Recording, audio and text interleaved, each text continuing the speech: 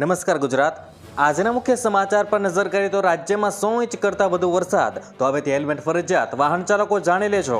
તો દવાની કિંમત સસ્તી થશે તો પૈસા ટ્રાન્સફર કરતા હોવ તો જાણી લેજો મિત્રો આ સમાચાર. તો આધાર કાર્ડની નવી માહિતી. તો દિવાળી અને નોરતા બગાડશે મેઘરાજા. ને મિત્રો જાણીશું આજના 15 મોટા સમાચાર.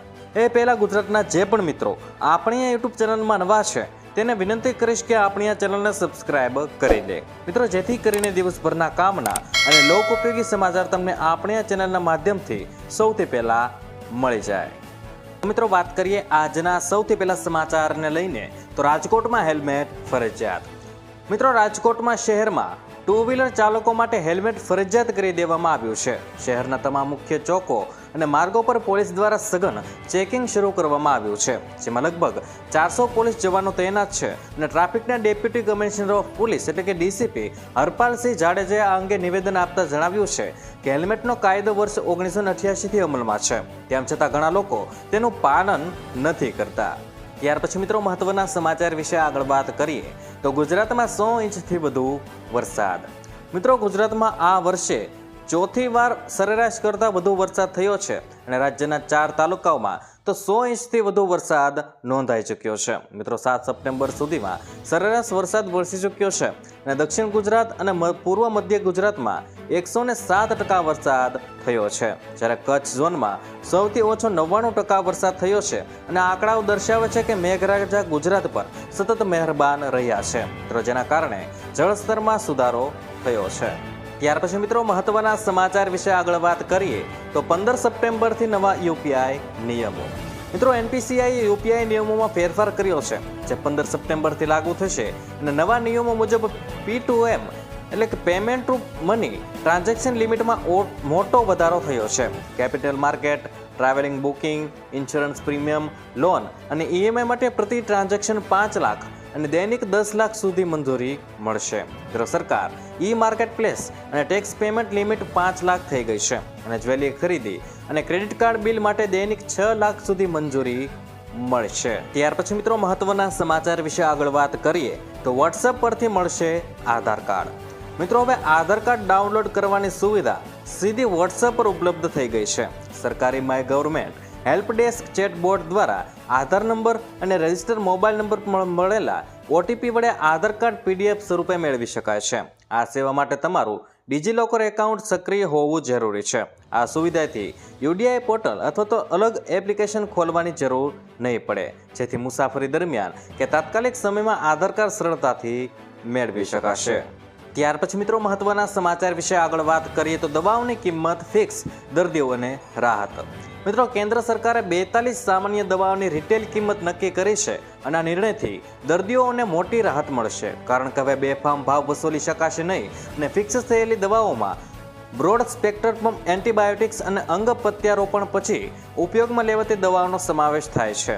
આ દવાઓના ભાવ નિર્ધારિત કરીને સરકારનો હેતુ દવાઓની ઉપલબ્ધતા વધારવાનો અને ગ્રાહકોને આર્થિક રીતે શોષણથી બચાવવાનો છે. ત્યાર પછી મિત્રો આજની હવામાન આગાહી વિશે વાત કરીએ તો હવામાન વિભાગે આપેલી માહિતી પ્રમાણે દક્ષિણ પૂર્વ અને પાકિસ્તાન અને તેની આસપાસના રાજસ્થાન અને કચ્છ પર બનેલું ડીપ ડિપ્રેશન 8 કિમી પ્રતિ કલાકની ઝડપે ધીમે ધીમે ઉત્તર પશ્ચિમ તરફ આગળ વધી રહ્યું છે.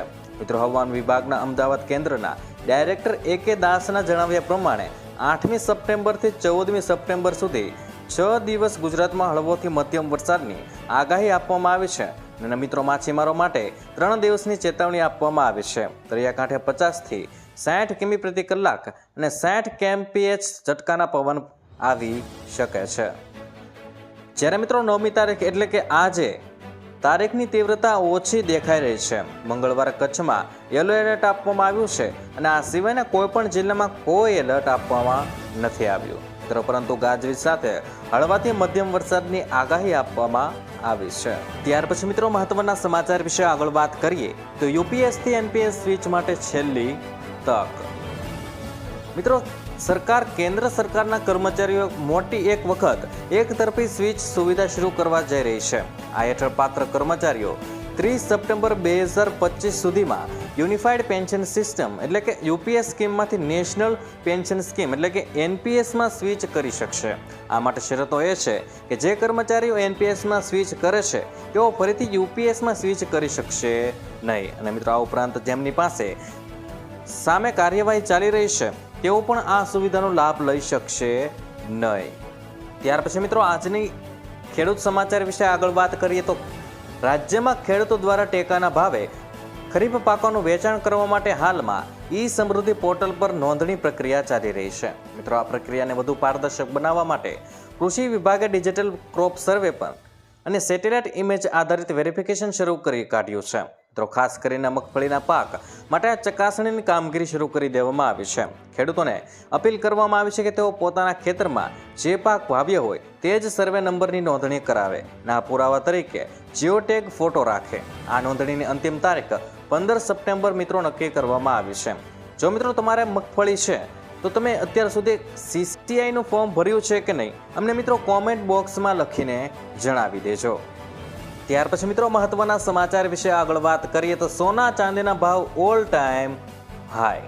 મિત્રો, ભારતમાં સોના અને ચાંદીના ભાવ ઓલ ટાઈમ હાઈ પર પહોંચી ગયા છે. Indian Boolean and jewellers association એટલે કે આઈબીજેની વેબસાઇટ અનુસાર સોનું પ્રતિ 10 ગ્રામ 1,07,312 અને ચાંદી પ્રતિ કિલો 1,23,368ના ભાવે પહોંચી છે. આ વર્ષે અત્યાર સુધીમાં સોનાના ભાવમાં 31,000થી વધુનો અને ચાંદીના ભાવમાં 37,000થી વધુનો વધારો થયો છે. અને રેકોર્ડ બ્રેક ભાવ વધારો રોકાણકારો અને ગ્રાહકો માટે એક મહત્વપૂર્ણ સમાચાર કહી શકાય. ત્યાર પછી મિત્રો, મહત્વના સમાચાર વિશે આગળ વાત કરીએ તો નોરતા અને દિવાળી બગાડશે મેઘો.